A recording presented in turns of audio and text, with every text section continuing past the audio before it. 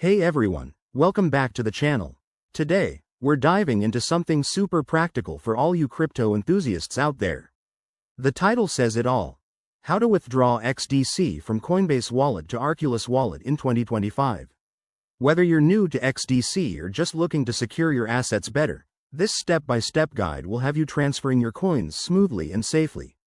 Let's jump right in. First things first. Make sure you have both your Coinbase wallet and Arculus wallet set up and verified.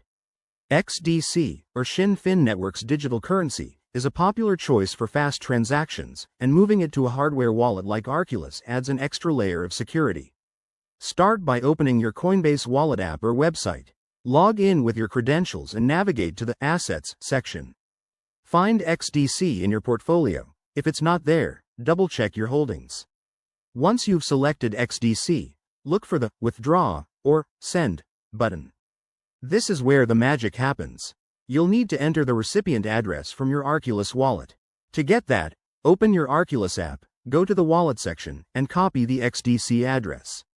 Pro tip: always double-check the address to avoid any costly mistakes. Now, back in Coinbase, paste that address into the withdrawal form. Specify the amount you want to withdraw. Remember to leave a little extra for network fees, which might be around 0.01 XDC depending on 2025 network conditions. Review the details carefully, then hit Confirm.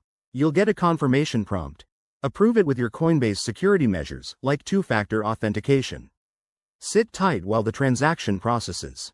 In 2025, XDC transfers are usually quick, often under a few minutes, but it can vary based on network congestion.